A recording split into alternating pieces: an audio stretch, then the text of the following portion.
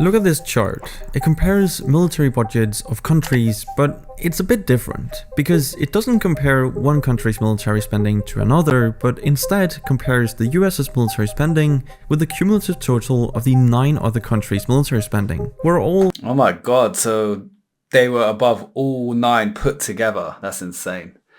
Billions go into the US Army. It's mad.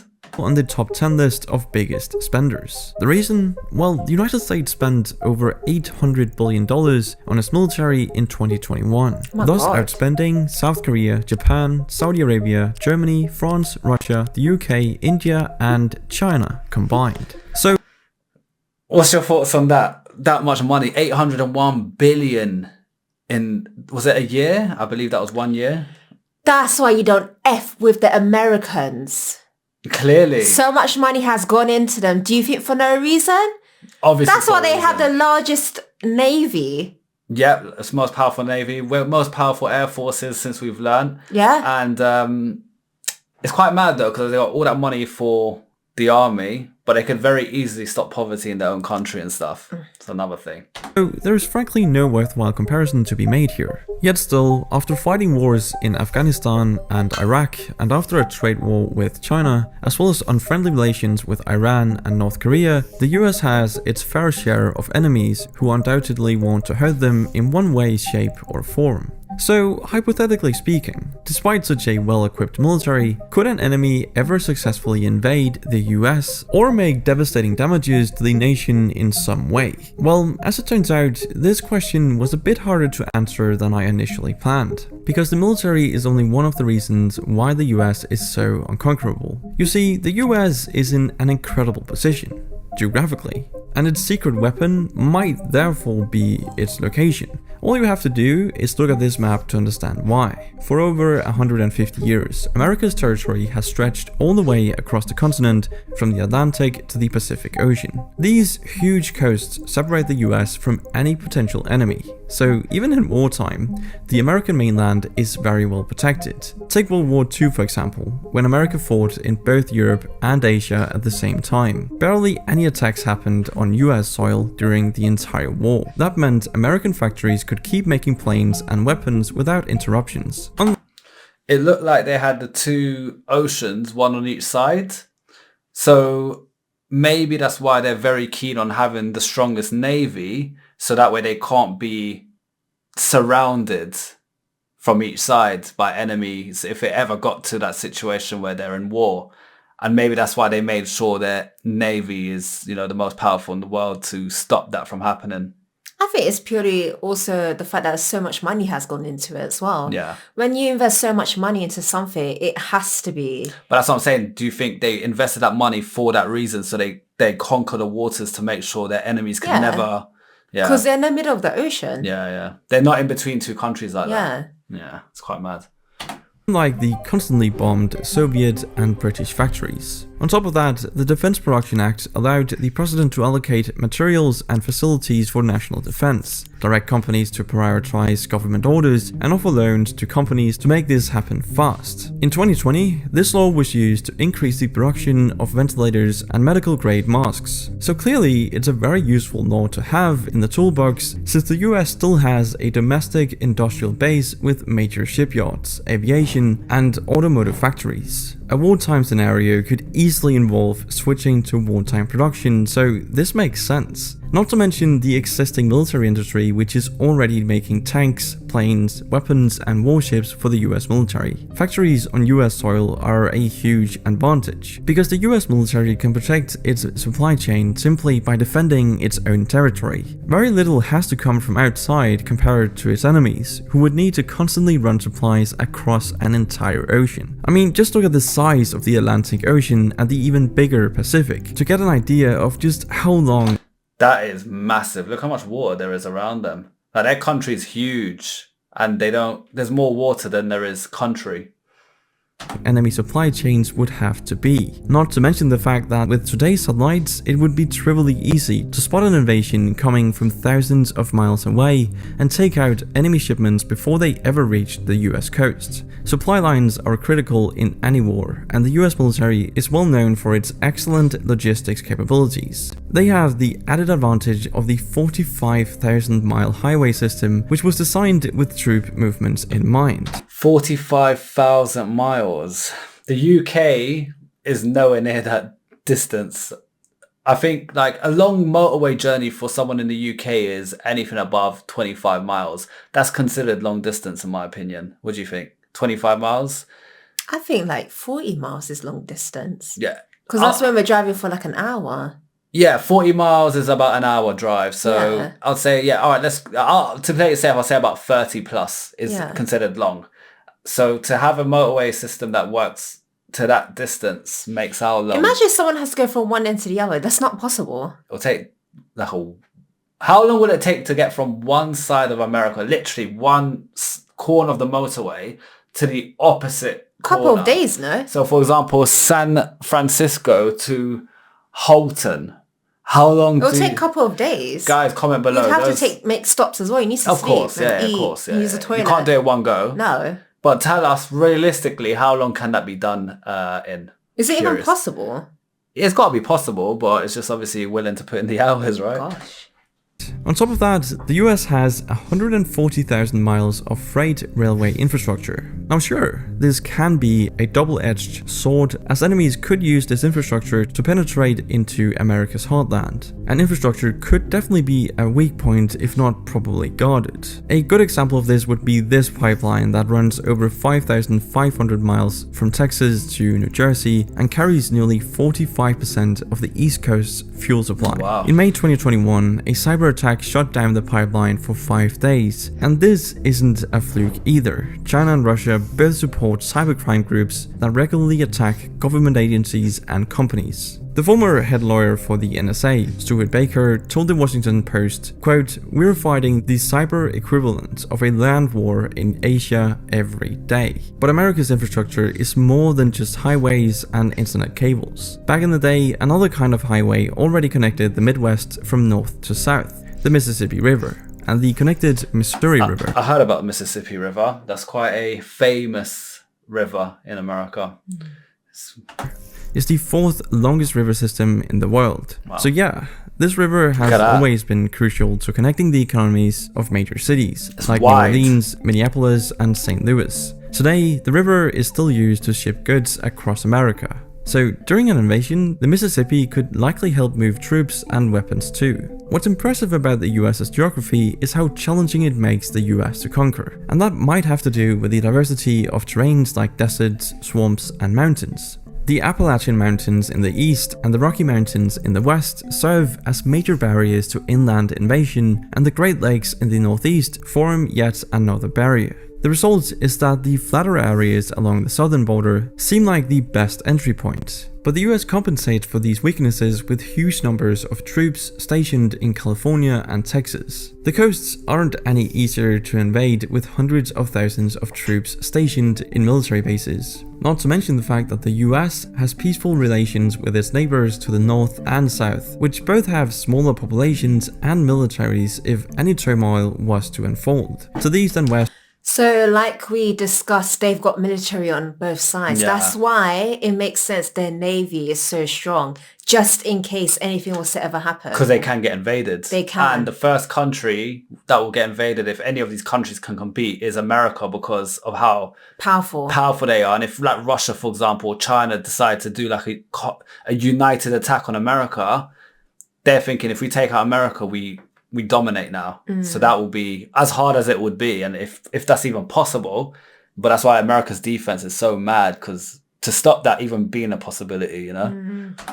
the US has no neighbors as previously discussed, a fact which has led America to focus on other things instead of imminent invasions. On top of that, the NATO treaty requires European and Canadian allies to come to America's defense if it's ever attacked. Oh yeah, and in addition to its current military personnel, the US still maintains the selective service system. See, all males from 18 to 25 have to sign up for a lottery to be drafted in the case of a national emergency. During the height of World War II, the US drafted over 3 million men per year, so this system could potentially expand the US's military personnel by several million. And we're not even done yet, because besides all this, an invasion is still very unlikely for another reason: the Pentagon's unrivaled resources. As I mentioned in the beginning, the US's defense budget is unrivaled. The US spent almost 3 times as much as China in 2021 and 10 times more than Russia. The result is that no country has enough ships or planes to get past the US forces. According to one military expert, quote, "The amphibious assault capability of the combined militaries of the world are simply too insignificant to get a beachhead on a coast." And then we of course have the civilians, who have even more guns than the military. So maybe armed citizens could also join the fight against invaders. I was going to say that the civilians, they got guns, guns is within their rights. So, and look how big the country is, how many volume of people they have. Everyone's got a gun practically. So imagine if they get invaded, all these civilians are pulling out their guns to fight for their country, let alone the army. Yeah, they're not going to stand there while they're getting shot at and bombed and shit. Especially if your family's been attacked as well. So that's so, that alone is probably one of their biggest defenses, let alone all the other stuff they got. I mean, it's a possibility. But anyway, urban warfare presents more challenges than fighting in open conflict.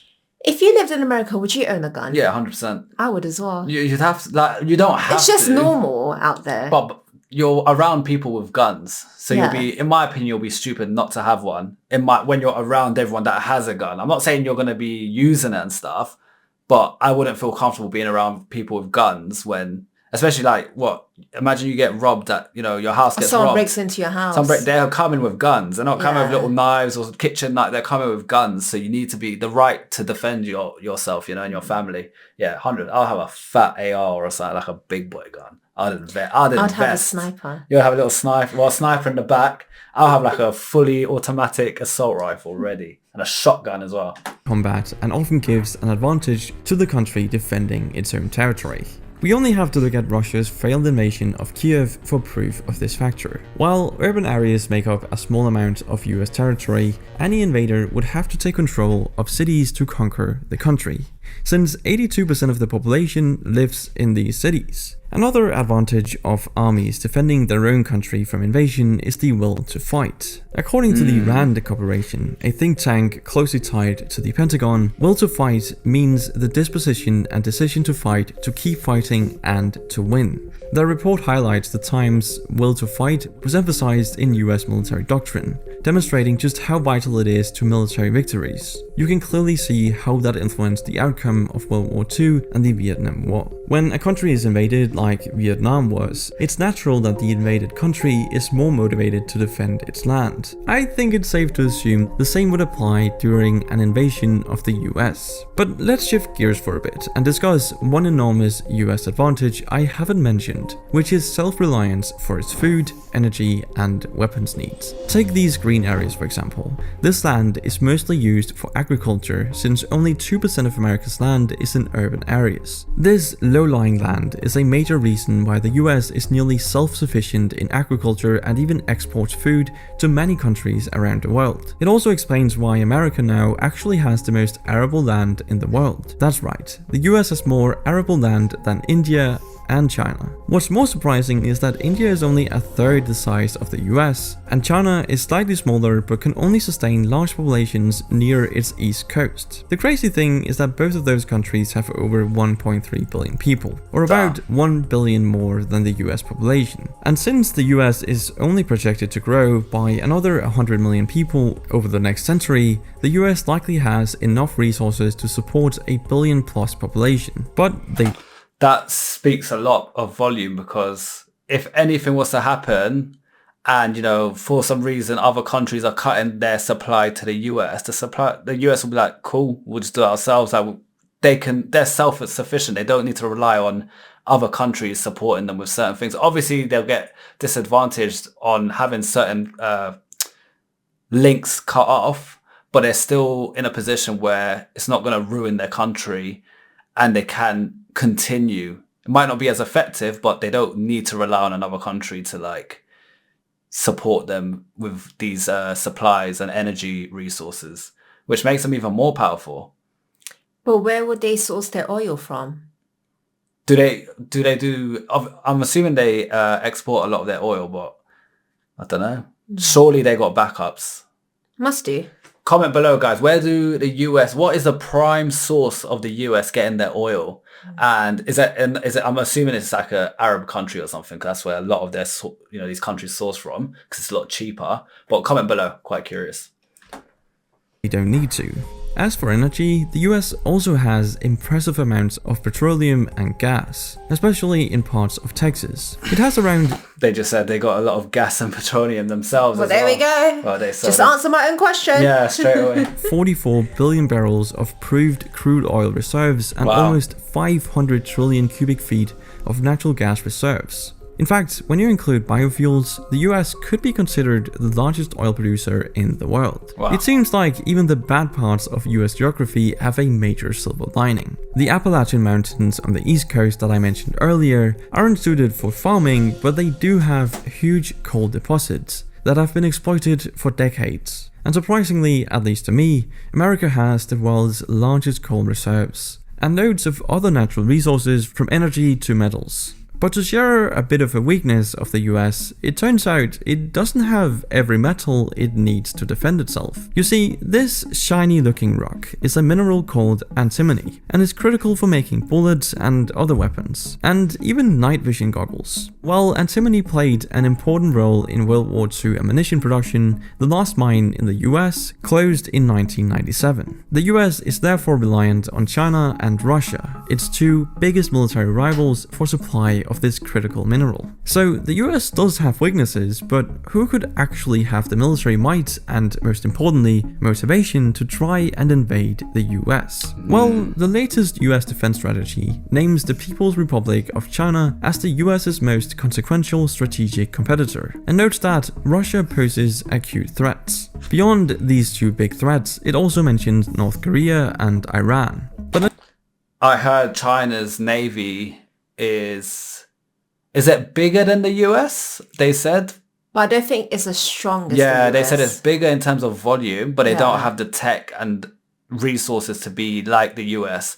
But that is quite concerning to think, shit, they've actually overtaken the US in numbers, and that's your rival. Like, this is a country that will try you if they can. They do have more people in their country. Yeah, way more. I think he mentioned they've got 1 billion more people. Which is crazy numbers. So it makes sense why their military, in terms of numbers, exceeds But that's the another US. reason for the US to keep investing into their military, because they can't risk these countries thinking they can take America, because they will try if they get an opportunity, let's focus on China for a bit. It's true that China is slowly building up its military capabilities, but it isn't even ready to launch an invasion on the island of Taiwan, let alone the west coast of the United States. I don't think I even need to mention how the loss of its largest trading partner would devastate the Chinese economy. Still, there's some reason for concern. If China disabled American satellites, it could debilitate the US military's ability to monitor troop movements in real time. If you're thinking this sounds like science fiction though, you'd be wrong, because in 2007,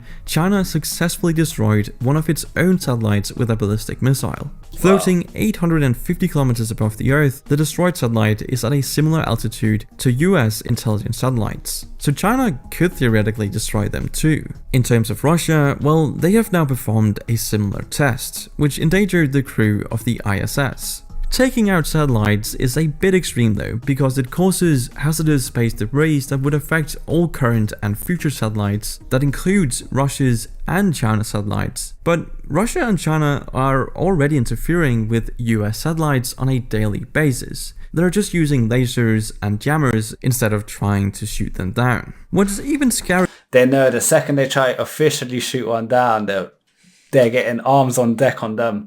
But even that though, trying to like sneakily jam them and stuff, just shows you their intentions. If they had the power to take on the US, They would do it. They would go all to war. But they know with they're US. no match. They're no match, and there would be too many like casualties and deaths. Yeah. But it's worrying. And also because the United States has countries that will defend them. Yeah. It's not just, you're not just going against United States of UK, America. You're going against other countries as well. Loads of other countries, Yeah.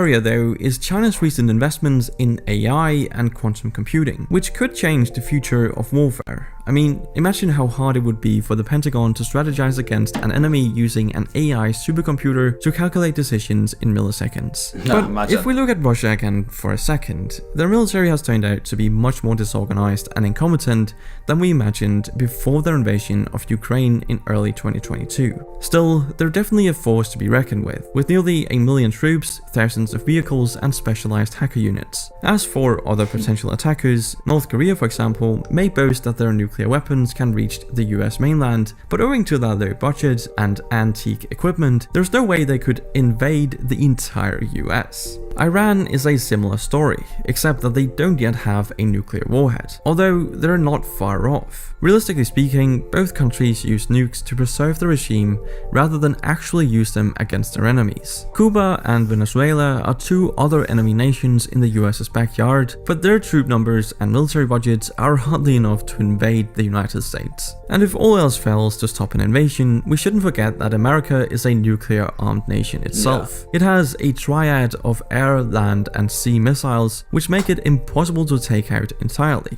Land missiles are stored in the center of the country, and the sea missiles are in submarines, which are constantly on the move, hidden away without a blip on the radar. Since the Cold War though, nuclear weapons have acted more as a deterrent rather than a direct threat. You see, the principle of mutually assured destruction essentially means anyone who uses a nuke will get nuked back, launching a chain reaction of nuclear warfare, eventually obliterating Earth and ending humanity. But just for fun, let's compare nuclear arsenals. That's mad to think, like, they could literally launch a missile that will blow up Earth. Like, that's, humans have gotten to the point. Ain't no one got time for that. Yeah, but that's why no one uses them, because they know basically if it It's gets lethal. used, and then It's the end of the world. and then America respond or another country respond with their nukes, and it's back and forth nukes, Earth's gone. Everyone's dying. We don't have time for that. But neither do they, but that's why it's not used. But it's there to Yeah. say, we've got this, so don't take it to that level ever. Vice versa. But why would you create something like that in the first place? We need to do a video on how nukes were created and whose idea was it to To blow up like to Earth. have that kind of power to be able to do that, yeah. Gosh. We'll look into that. That's quite interesting. Alright, so the US and Russia currently have around 5,000 nukes, with around 1,500 deployed at heavy bomber bases and on intercontinental missiles. And then we of course have China. It has a couple hundred nuclear weapons, but none of them are deployed. Now, these numbers might seem high since they can literally eradicate humanity, but this is actually a low point from the peak of 70,000 nukes worldwide in the mid-1980s. What's still quite worrying though is that while the US claims to have decommissioned over 11,000 nuclear warheads since 1994, China and Russia are thought to be increasing their stockpile. But despite this, I hope you can see how costly it would be to even attempt an invasion of the US. Any hypothetical invasion would have to overcome the US's huge military and geographical advantages to gain any ground. While it is plausible that a major state actor like China or Russia could take out satellites and hack critical infrastructure, they'd also have to contend with the millions of well-equipped troops on the ground and a hostile armed population. So realistically, a physical invasion isn't really a possibility, but what if America's enemies could get what they wanted without an invasion? Well, it turns out it's much easier to conquer hearts and minds in an information war than to win with soldiers on the ground.